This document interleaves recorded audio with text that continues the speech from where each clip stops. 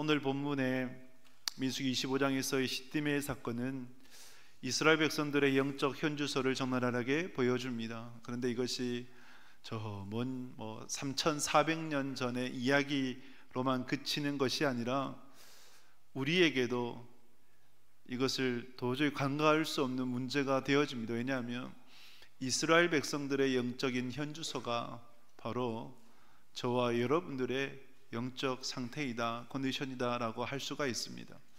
어느 교회에서 세례 간증을 했다고 합니다. 세례 간증자로 누구를 세웠느냐? 룸살롱에서 일을 했던 여성을 세웠습니다.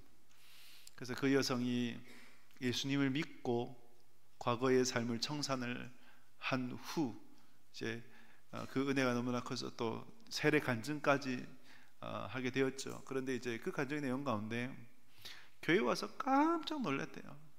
여러분 왜 깜짝 놀랐을까요?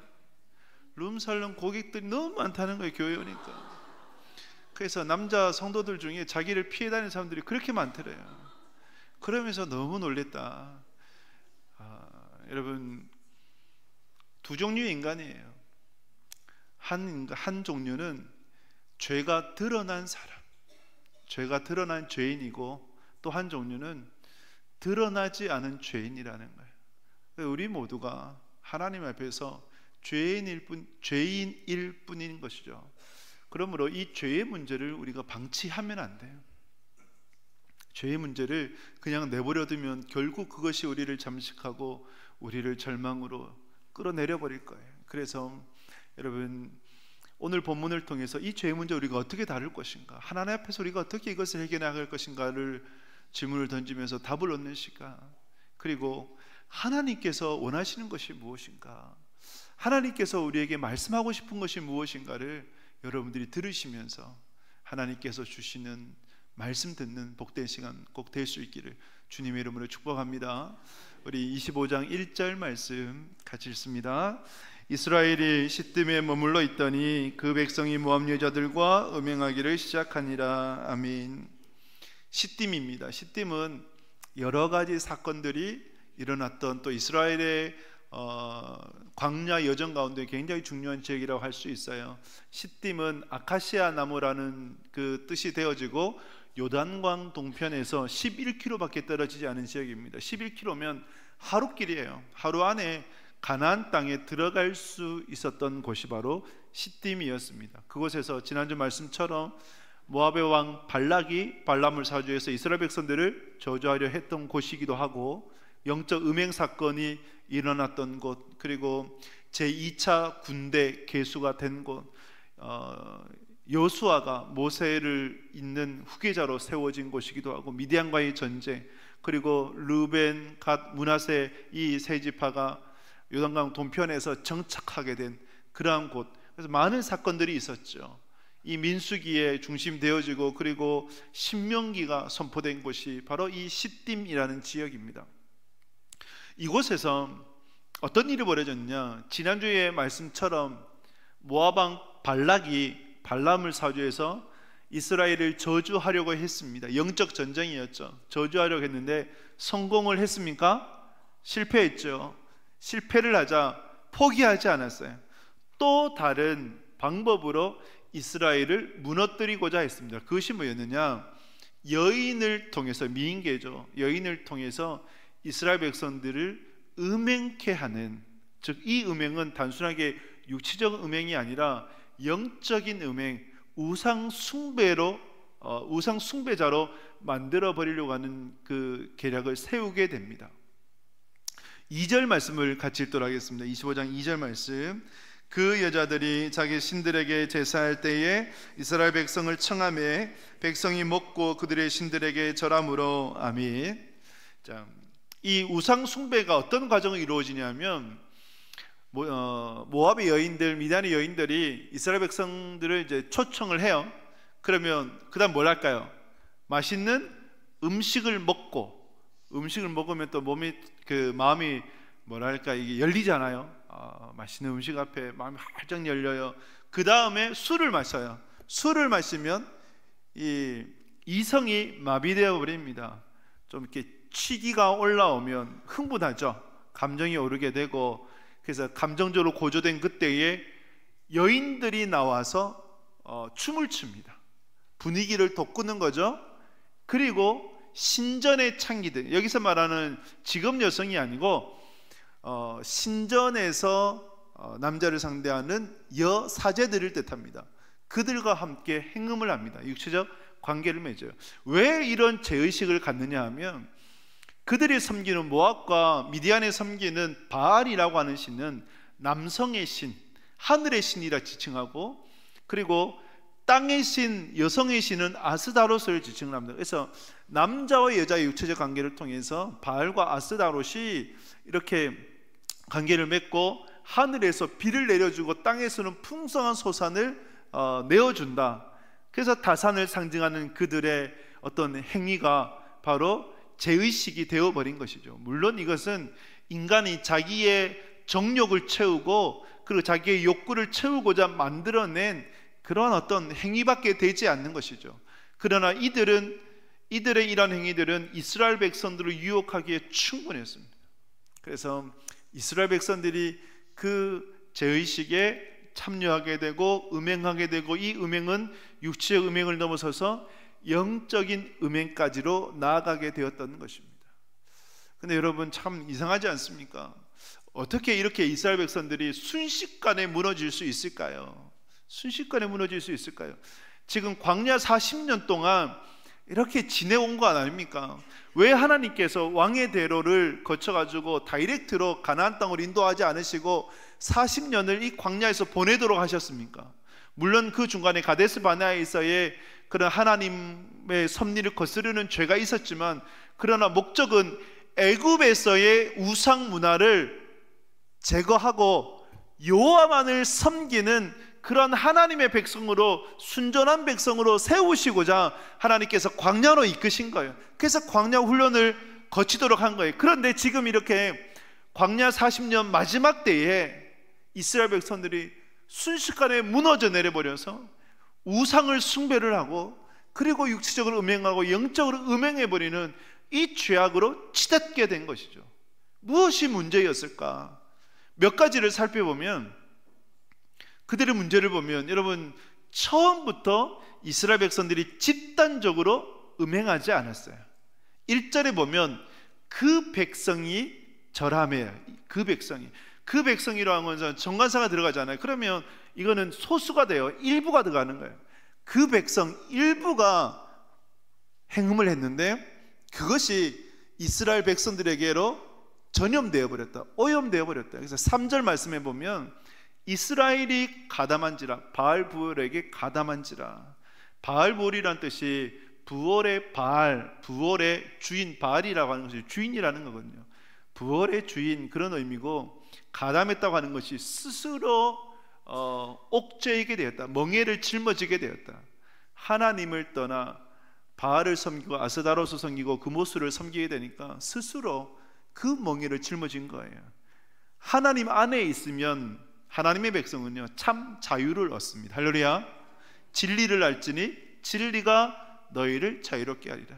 하나님 안에 있으면 자유를 얻어요. 그런데 하나님을 떠나 말 그대로 자유를 찾고 싶어서, 자유롭게 살고 싶어서 하나님을 떠나 세상으로 가잖아요. 우상을 섬기잖아요. 이방인들처럼 살잖아요. 그럼 어떻게 될까요?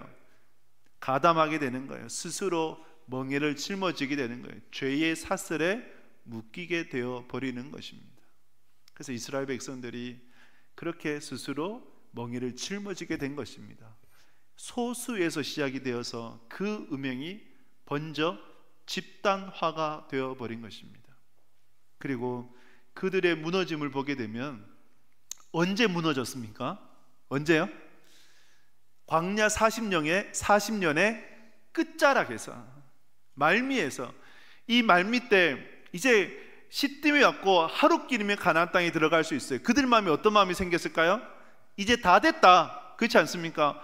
조금만 들어가면 된다. 이제 우리는 광야의 고생이 끝나고 가나안의 영광, 가나안의 축복만이 우리에게 주어질 것이고 이제는 우리가 들어가서 편히 쉬게 될 것이다, 이런 마음을 갖게 되는 거예요.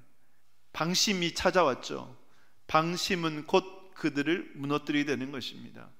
성공 속에 패망의 인자가 숨어 있는 거예요.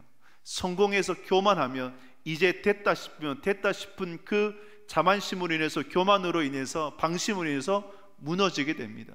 산을 오를 때 여러분, 올라갈 때가 위험합니까? 내려올 때가 위험합니까? 내려올 때가 위험해요. 왜요? 마음을 놓아버리거든요. 방심하거든요. 그래서 여러분, 인생이 정말 영적 긴장감을 갖고 하나님 저를 도와주셔야 됩니다. 사업을 시작을 할 때나 아니면 자녀들 양육할 때나 그 마음을 갖고 하나님 붙잡을 때는 여러분 무너지지 않아요. 그런데 어느 정도 됐다 싶을 때, 내 힘으로 살아갈 수 있다 싶을 때, 이 정도면 됐지라는 그런 방심을 가질 때 무너질 수밖에 없는 거예요. 그래서 여러분들 영적 긴장감을 늦추면 안 돼요. 또 한 가지 보게 되면 여러분, 이 은행 사건은 단순하게 이루어진, 우연히 이루어진 사건이 결코 아닙니다. 사탄의 치밀한 계획 가운데 이스라엘 백성들을 유혹했던 거예요. 발락과 발람이 이스라엘 백성들을 저주하려고 했지만 하나님께서 그것을 무너뜨리셔서 저주를 축복으로 바꾸신 거예요. 전쟁에서 패한 거예요. 그 사탄이 포기했느냐? 발락과 발람이 포기했느냐? 아니요, 포기하지 않았어요. 또 다른 방법으로 이스라엘을 무너뜨리고자 했습니다. 그것이 뭐냐? 오늘 말씀 가운데 25장 18절 말씀, 18절을 같이 읽겠습니다. 이는 그들이 속임수로 너희를 대적하되 부월의 일과 미디안 지간의 딸 곧 부월의 일로 연병이 일어난 날에 죽임을 당한 그들의 자매 고수비의 사건으로 너희를 유혹하였음이니라. 아멘. 부월의 일, 부월은 발람의 아버지입니다. 즉 부월의 일이라고 하는 것은 발람을 지칭을 해요. 발람이 이 모든 것을 계획한 거예요. 주도했던 거예요. 발람은 사탄의 대변인이라고 할 수가 있죠. 근데 정확하게 여기서 25장에서 나타나지 않지만 31장에서 이렇게 말씀을 해요. 31장 16절 말씀 같이 읽습니다. 보라, 이들이 발람의 꾀를 따라 이스라엘 자손을 부월의 사건에서 여호와 앞에 범죄하게 하여 여호와의 중 가운데 연병이 일어나게 하였느니라. 아멘. 누가 주도했다고요? 발람이 주도했다. 분명히 말씀해요. 그래서 발람의 꾀를 따라서 이스라엘을 유혹을 했고 그들을 하나님 앞에서 행음하도록 했다. 결국 이 발람은 어떻게 됩니까? 모세의 칼에 죽게 돼요. 사탄은, 마귀는 있지 않습니까? 포기하지 않아요. 한번 실패했다고 그냥 주저앉지 않아요. 계속해서 공격을 해요. 유혹을 합니다. 그리고 이 마귀는 너무 잘 압니다. 무엇을 잘 아느냐? 하나님 백성에게 힘의 근원이 무엇이고 하나님 백성의 약점이 무엇인지 너무 잘 알아요. 이스라엘 백성들에게 있어 힘의 근원이 뭘까요? 이스라엘 백성들이 광야 기간 동안에 전투에 계속 승리할 수 있었던 이유가 뭡니까? 그들이 무장이 잘 되어 또 군사력이 강대해서 군사훈련을 잘 받아서 전술 전략이 뛰어나서 그렇습니까? 아니면 여호와 하나님께서 함께 하시기 때문입니까? 여호와 하나님께서 함께 하시기 때문에. 그래서 아말렉과의 전투 가운데 모세가 손을 들었을 때 어떻게 합니까? 손을 들면 승리하고 내리면요 패하는 거예요. 그것이 하나님을 상징하는 거예요. 하나님께 있는 거예요. 그러면 이들을 무너뜨리려면 가장 좋은, 가장 중요한 방법, 하나님과의 관계를 깨어버리면 된다. 어떻게 깰 건가?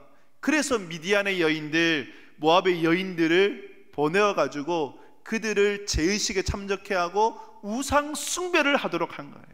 이 우상 숭배는 하나님을 떠나서 우상을 섬기게 되는 그런 의미 아니겠습니까? 그 목적이었던 거예요. 이 사탄의 전략은 오늘날 우리에게도 마찬가지예요. 여러분들이 마찬가지예요. 여러분들에게 있어서 가장 중요한 것이 뭘까요? 여러분들의 생사가 어디에 달려 있습니까? 여호와 하나님에게 있는 줄 믿습니다. 하나님 안에 있으면 살아요. 하나님을 떠나면 죽으세요. 그것을 잊지 마세요. 하나님 안에 계셔야 돼요. 그런데 사탄이 이것을 너무나 잘 알아가지고 우리의 약점도 너무 잘 알아요. 어떤 사람은 여자로, 어떤 사람은 남자로, 그것이 너무 약해. 또 어떤 이는 돈에 약해. 어떤 사람은 자녀의 문제로 약하고, 어떤 사람은 명예나 권력에 약하고, 이 약점을 너무나 잘 알아서 그 약점으로 파고들어 결국은 깨뜨리게 만들어버려요. 그리고 오늘날의 문화라든지 미디어라든지 계속 교회를 공격하죠. 끊임없이 공격을 합니다. 그런데 이 공격은 성경 말씀에 보면 주님 다시 오시는 그날까지 더 거세어질 것입니다. 그것이 사탄의 공격이에요. 그래서 교회의 부정적인 인식을 만들어 버립니다. 여러분, 그렇다 할지라도 여러분들이 살 길은 하나님 안에 있음을 잊지 마시길 바랍니다. 여러분들이 살 길은 교회 안에 있음을 잊지 마시기 바랍니다. 혼자서 신앙생활한다, 여러분, 그것은 여러분들이 교만한 생각이에요. 맹수가 초식동물들을 사냥할 때 어떻게 사냥합니까? 물 위에 있는 초식동물들을 사냥하지 못해요. 떨어뜨려 놔요. 물 위에 떨어뜨려 놓고 혼자 있을 때 그들은 쉬운 먹잇감이 될 수밖에 없어요. 그래서 이 집단 생활에서 떨어뜨려서 혼자 있도록 만들어 버려요. 사탄은 우리를 혼자 떨어뜨려서 마치 나 혼자 살아갈 수 있어, 신앙생활 할 수 있어라는 그러한 교만한 마음을 들도록 하고 결국은 여러분들을 잠시시켜 버릴 거예요. 그래서 여러분들이 살 길은 하나님 안에 있는 길, 주님 안에 있는 길이다라는 것을 잊지 마시고, 그리고 영적 긴장감을 놓치지 마십시오. 성공 속에 패망의 인자가 있습니다. 됐다 싶을 때가, 그때가 위험한 거예요. 산에 오를 때보다 내려올 때가 위험한 거예요. 그래서 하나님 앞에서 긴장감을 가지시고 하나님의 은혜가 없이는 살아갈 수 없습니다라는 그 믿음, 그 고백으로 살아갈 수 있는 여러분 될 수 있기를 주님의 이름으로 축복합니다. 어떤 남자가 그 물질이, 돈이 자신의 인생의 전부였어요. 그래서 어떻게 하면 부를 축적할 수 있을까 고민하다가 회사 다녀서는 돈을 모을 수 없다라는 생각을 하고, 그래서 이제 그 사업을 시작을 했습니다. 아내가 그렇게 뜯어 말렸는데 사업을 시작을 했어요.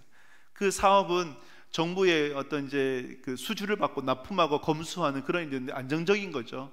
그래서 사업이 승승장구해서 승승장구하면서 좀 더 잘 하려고 뇌물도 주고 접대도 하고 불이한 방법을 동원을 했어요. 물론 이제 마음의 꺼리낌이 있었죠. 그런데 세상 다 이렇게 하는데 뭐 다른 사람도 다 이렇게 사업하는데 괜찮아, 이런 마음을 갖고 그렇게 사업을 했어요. 그러던 중에 아내가 자궁근육 수술을 받게 되고 병원에 입원하게 됐는데, 근데 일에 빠져가지고 아내의 곁을 지키지 못하고 오히려 일한다는 핑계로 한 달 동안 그냥 회사에서 지내게 되는, 먹고 자고 거기서 지내게 버리는. 그러면 여러분, 부부관계 어떻겠습니까? 서먹서먹하죠. 겉으로는 화목한 가정인데 속으로는 썩어 빠진 그런 가정이 되어버렸습니다. 그러던 중에 자기의 전부라고 할 수 있었던 회사가 55세가 되었을 때 망해버렸대요. 거지가 되어버렸대요, 자기 말로. 그런데 그때 회사가 망하는 사건으로 하나님께서 자신을 찾아오신 거예요. 하나님을 붙들게 되었고, 그래서 아내와 다시 회복하고 하나님을 붙들고 신앙 안에서 살아가고자 힘쓰고 있다. 그 간증, 그 고백을 해요. 그러면서 그 남자가 이런 고백을 하는 거죠. 제가 바로 모압에서 여인들과 음행했던 그 이스라엘 백성들이 바로 저였습니다. 제가 세상과 음행했고 돈과 음행을 했습니다. 그리고 사업이 망함으로 나를 찾아와 주신 하나님께 너무 감사를 드립니다. 그러면서 그 삶 속에 어떻게 적용하느냐, 매사에 어떤 일든지 아내와 상의해서 일을 하겠다. 그리고 아내가 만약에 나의 잘못을 지적하면 겸허히 받아들이도록 노력하겠다. 여러분, 굉장히 큰 변화 아닙니까? 그래서 우리가 하나님 앞에서 우리의 잘못을 발견하고 그것을 따라서 살아가고자 힘쓰는, 하나님 안에서 살아가고자 힘쓰는 여러분, 그 인생이 복된 거예요. 제가 지난주에 죽을 뻔했어요. 그래서 인생 처음으로 이렇게 아픈 적은 처음이었다. 이제 목양실에 있는데 갑자기 배가 너무 아파가지고 허리도 끊어지도 아프고, 그래서 누워 있어도 안 되고 엎드려 있어도 안 되고 앉아 있어도 안 되고, 그래서 제가 뭘 했겠습니까? 무릎 꿇고 기도했어요. 하나님 살려주세요. 그래서 그냥 기도했겠습니까? 하나님, 제가 잘못한 거 용서해 주세요. 그래서 이제 119 불러가지고 병원 가보니까, 응급실 가보니까 요로결석이라 그러더라고요. 그래서 약 먹고, 그때 이제 오후에 이제 다시 목양실로 돌아왔는데, 그러면서 느꼈던 거, 정말 이 아픔이 하나님 앞에서 정말 회개하는 기회구나, 그 생각을 가져요. 인생에 어려움이 있고 시련이 있을 수 있어요. 그런데 여러분, 우리가 하나님 안에서 살아가고자 힘쓰고 오히려 그것이 하나님을 붙들 수 있다면 그 인생이 복된 줄 믿습니다. 영적 음행 사건, 시딤에서의 영적 음행 사건으로 인해서 하나님이 진노하시게 됩니다. 우리 25장 3절 말씀 같이 했습니다. 이스라엘이 바알부에게 가담한지라 여호와께서 이스라엘에게 진노하시니라. 아멘. 하나님이 진노하셨어요. 진노하셔서 모세에게 지휘관들을 다 잡아서 죽여라. 그리고 그 목을 태양을 향해서 매달아보라. 목매어 달라라고 말씀을 하셨습니다. 그래야 하나님의 진노가 떠나게 될 것이다. 왜냐하면 이렇게 집단적인 음행은 결국 영적 지도자들의 책임이라는 거죠. 그래서 그들을 죽이라고 말씀을 하셨어요. 근데 모세가 순종했겠습니까? 순종하지 못했어요. 그들을 죽이지 못했고 차선책으로 세상과 타협하며 음행에 가담한 자들을 죽이게 됩니다. 죽이고자 했습니다. 여러분, 이거는 모세의 불순종이에요. 우리에게도 이런 모습이 있지 않겠습니까? 하나님의 뜻을 분명히 알매도 불구하고 환경과 타협하고 세상과 타협하는 그러한 우리의 어떤 신앙. 그래서 여러분, 하나님의 뜻을 분명히 알면 여러분 타협하면 안 돼요. 우리가 순종해야 됩니다. 순종하지 못하니까 어떤 일이 벌어집니까? 순종하지 못하니까 이스라엘 회중에 연병이 발발을 했어요. 질병, 전염병이 번져가지고 수백, 수천, 수만 명이 죽어갑니다. 그러면서 그 상황 속에서 정말 있으면 안 될 일이 벌어지게 되는데, 우리 말씀을 볼까요? 6절에서 8절 말씀 같이 읽도록 하겠습니다. 이스라엘 자손의 온 회중이 회막문에서 울 때에 이스라엘 자손 한 사람이 모세와 온 회중의 눈앞에 미디안의 한 여인을 데리고 그의 형제에게로 온지라. 제사장 아론의 손자 엘리아살의 아들 비누아스가 보고 회중 가운데서 일어나 손에 창을 들고 그 이스라엘 남자를 따라 그의 막사에 들어가 이스라엘 남자와 그 여인의 배를 꿰뚫어서 두 사람을 죽이는 연병이 이스라엘 자손에게서 그쳤더라. 아멘. 여러분, 연병이 일어나서 전염병이 번져 수 없는 사람들이 죽어가니까 사람들이 슬피 울어요. 회막문 앞에 슬픔입니다. 회막문이 성막 아닙니까? 근데 여러분, 우리가 슬픔의 눈물은 의미가 없어요. 그냥 내 감정이에요. 슬픔의 눈물을 흘리면 안 돼요. 무슨 눈물을 흘려야 될까요? 회개의 눈물을 흘려야 돼요. 회개의 눈물을. 하나님 앞에서 그 죄를 자백하고 다시금 그 죄를 반복하지 않겠노라 힘쓰며 결단하는 진정한 회개의 눈물을 흘려야 되는 거예요. 근데 이스라엘 백성은 지금 슬픔의 눈물만 흘릴 뿐이에요. 이때 시므온 지파의 살루의 아들이었던 시므리가 미디안의 유력한, 아마 그 족장의 딸이었던 것 같아요. 유력한 자의 딸이었던 고수비를 데리고 자기 막사로 들어가는 거예요. 왜 들어갈까요? 음행을 하려고 들어가요. 지금이 어떤 형편이에요? 이 음행 사건으로 인해서 전염병으로 수 없는 사람이 죽어가고 있는데, 그런데 이 시므리는 그 대낮에 고수비를 데리고 자기 막사에 들어가서 음행을 하려고 한다. 어떻게 이렇게 파렴치에도 이렇게 할 수가 있는 것입니까? 수치심이 없어도 어떻게 이렇게 없을 수가 있는 것입니까? 영적으로 마비되어도 이렇게 마비될 수 있는 것입니까? 그리고 그 마음에 교만이 있지 않았을까? 누가 나를 건들 수 있을까? 누가 나를 제어할 수 있을까? 그런 교만함이 있으니까 영적으로도 마비되어 버리고, 또 교만이 하늘을 찌르니까 전혀 눈에 들어오는 것이 없는, 보아도 보지 못하고 들어도 듣지 못하는 오감이 마비되어 버리는 이 시므리였어요. 결국 여러분, 시므리는 죽죠. 근데 시므리에 소속되어 있는 시므온 지파도 나중에 유다 지파에 흡수되어 버려요. 이렇게 일어나지 않을 일이 일어나 버린 거예요. 그 더 큰 문제는 뭐냐면, 이스라엘 회중이 공동체가 신앙 공동체인데 아무도 이것을 제지하는 사람이 없어요. 너 잘못돼서 너 그 죄야, 라고 말해주는 사람이 없었어요. 모세조차도 미동도 하지 못했어요. 이것이 더 큰 문제예요. 제가 지금까지 사역을 하면서 많은 사람들을 만나고 보았을 때 자녀가 방황을 하고 자녀가 어려움이 있어도, 그런데 그 부모님 중에 한 분이라도 제대로 서 있는 분이 계시면, 그러면 그 자녀들은 그래도 바르게 세워지더라고요. 부모가 없어도 할아버지 할머니가 바르게 서시면 그 할아버지 할머니를 통해서 자녀가, 손자 손녀가 제대로 서 나가더라고요. 그것을 많이 봤어요. 영적 어른이 필요해요. 할렐루야. 영적 어른이 필요해요. 그 영적 어른이 잘못되었을 때 그 잘못을 바로 잡아줄 수 있는 영적 권위를 가진 영적 어른이 필요한 세대입니다. 근데 이스라엘 공동체는 그것을 해줄 수 있는 사람이 없었어요. 모세조차도 하지는 못했단 말이죠. 이때 한 남자, 아론의 손자였고 엘르아살의 아들이었던 비느하스가 의분을 갖고 손에 힘을 꽉 쥐고 창을 들고 비느하스의 막사로 들어가 엉켜있는 그 시므리와 고스비를 단 한 창으로 배를 꿰뚫어서 죽여버렸어요. 어떻게 죽이기까지 하냐, 그냥 말로 좀 타이르지. 아니에요. 그런 자들은 죽여야 되는 거예요. 왜 이렇게까지 말할 수 있느냐? 비느하스의 행위로 인해서 연병이 그치게 되었어요. 그때까지 죽은 자가 24,000명인데 더 이상 죽지 않았어요. 즉 하나님의 진노가 떠나게 된 거예요. 그리고 하나님께서 비느하스에게 이런 복을 주시게 됩니다. 12절 13절 말씀 같이 읽겠습니다.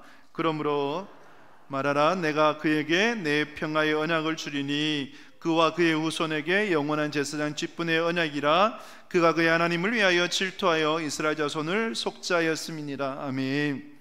하나님께서 비느하스에게 두 가지의 복을 주십니다. 평화의 언약과 직분의 언약. 평화의 언약이라고 하는 것은 평화, 화평케 하는 자.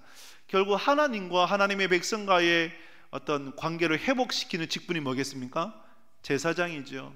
그래서 비느하스를 통해서 비느하스의 자손들이 영원히 대제사장으로서 서게 됩니다. 이때부터 1400년 동안 AD 70년에 이스라엘이 망하는 그때까지 비느하스의 가문이 대제사장으로 세움을 받게 돼요. 여러분, 아론의 손자였기 때문에 그럴까요? 엘르아살의 아들이었기 때문에 그렇습니까? 아니에요. 아론의 아들이었던 나답과 아비가 어떻게 되었습니까? 하나님의 뜻을 거스르자 죽어요. 다른 불을 들이다가 죽었어요. 아들이기 때문에 그런 건 아니에요. 비느하스가 하나님의 마음을 갖고 그 시므리를, 그 고스비를 처형했기에 하나님께서 그에게 복을 주신 거예요. 사랑하는 여러분, 하나님께서 오늘날도 이 비느하스 한 사람을 찾으시는 줄 믿습니다. 영적 어른을 찾으세요. 공동체를 살릴 수 있는, 가정을 살릴 수 있는 그 한 사람을 찾으신단 말이죠. 소돔과 고모라가 왜 망했습니까? 의인 10명이 없어서 망한 거예요. 하나님께서 그 의인 10명을 찾으셨던 것처럼 오늘날의 의인을 찾으시는 거예요. 여러분들이 되시지 않겠습니까? 여러분들이 하나님 앞에서 비느하스와 같은 존재, 소돔과 고모라 같은 이 땅을 살릴 수 있는 의인, 그 의인 여러분들이 되시지 않겠습니까? 누가 그것을 감당할 수 있는 것입니까? 누가 비느하스와 같이 그런 삶을 살 수 있는 것입니까? 어떤 신앙이 필요할까요? 그것을 하나님께서 이렇게 말씀을 하셨어요. 11절 말씀 같이 읽겠습니다. 제사장 아론의 손자 엘르아살의 아들 비느하스가 내 질투심으로 질투하여 이스라엘 자손 중에서 내 노를 돌이켜서 내 질투심으로 그들을 소멸하지 않게 하였도다. 아멘. 하나님께서 비느하스를 칭찬하시는데 내 질투심으로 질투하여 그들을 세웠도다. 하나님의 진노를 떠나게 하였도다 말씀하신 거예요. 즉 하나님의 질투심으로 질투하였던 비느하스예요. 하나님의 질투심이 뭘까요? 그게 두 가지. 하나님의 질투심은요, 하나님의 사랑입니다. 질투한다는 것은 인간의 감정으로 그냥 시기 질투 이 개념이 아니고, 여러분 하나님의 백성이기 때문에 질투하신다는 것, 곧 사랑하신다는 거예요. 여러분, 예를 들면 여러분들의 아내, 남편이 있어요. 근데 여러분들의 아내, 남편이 어느 날 대낮에 다른 남자 손을 잡고 다른 여자의 손을 잡고 어디 가. 그러면 여러분들 그거 보면서 보기 좋네, 아름다워, 뭐 이렇게 할 사람 누가 있어요? 아무도 없죠. 달려가가지고 2판, 4판, 6판, 결판 내가지고 막 이렇게 할 거 아니에요. 왜 그래요? 너의 아내면 너의 남편이면 상관을 안 하지. 근데 누구 남편이에요? 내 남편이에요. 내 아내예요. 누가 가만히 보고 있어요? 내 사랑하는 아내이고 남편인데. 마찬가지예요. 하나님의 백성인 거예요. 하나님의 아들인 거예요. 하나님의 딸인 거예요. 그래서 하나님께서 질투하시는 거예요. 그만큼 하나님께서 그들을 사랑하신다라는 의미가 되어집니다. 비누하스에게는 이 하나님의 질투가 있었던 거예요. 즉 하나님을 향한 사랑이 있었던 거예요. 하나님을 사랑하면 뭐가 싫어져요? 죄가 싫어져요. 성령을 따르면 육체와는 멀어지게 되고, 육체를 따르면요 성령과는 멀어지게 되는 거예요. 하나님을 사랑하니까 죄가 싫어요. 죄가 싫으니까 저 시므리와 고수비의 행동이 너무 역겹고 참을 수가 없는 거예요. 그래서 창을 두고 깨뜨려 버렸던 거죠. 하나님의 질투심이 여러분 가운데 있기를 주님의 이름으로 축복합니다. 그 질투심으로 하나님을 사랑할 수 있기를 바랍니다. 하나님은 그 자를 원하세요. 그 사람을 원하세요. 하나님을 사랑함으로 하나님을 위해서 살아갈 자.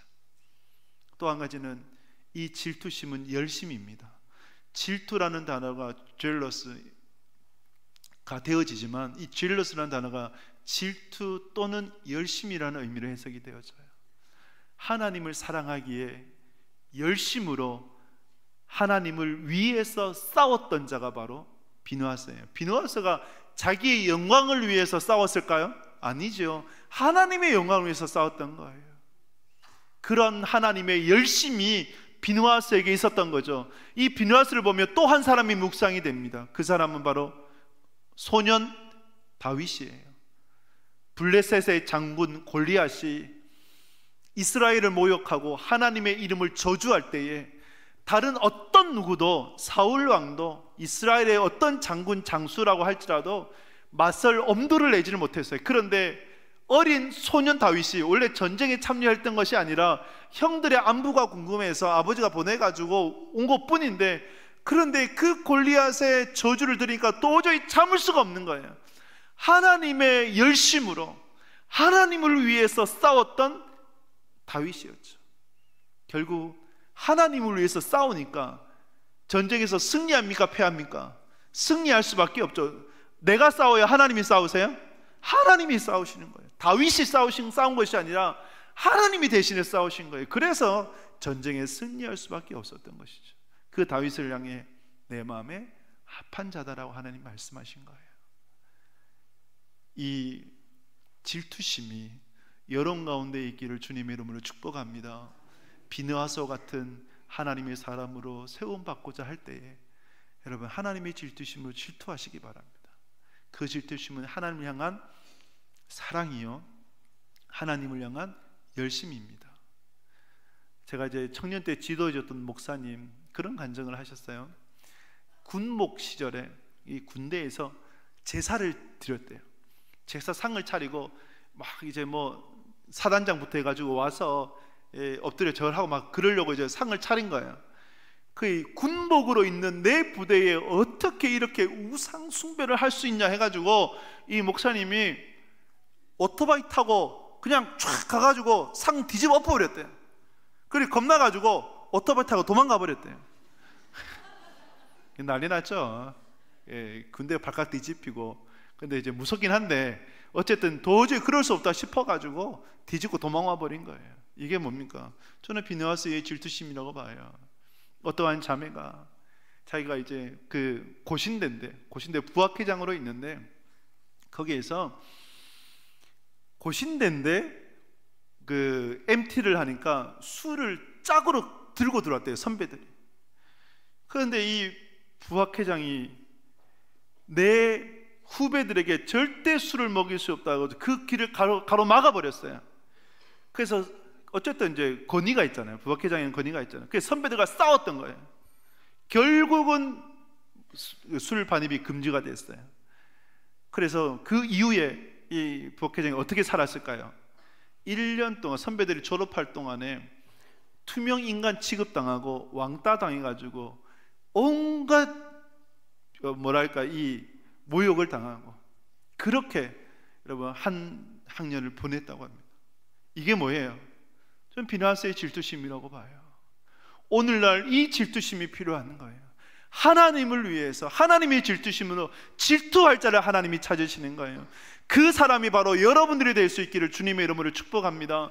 하나님을 사랑하고 하나님의 열심으로 하나님을 위해서 싸울 수 있는 여러분 되실 수 있기 바라요. 그러면 하나님이 여러분들 대신해서 싸우실 거예요. 말씀을 맺습니다.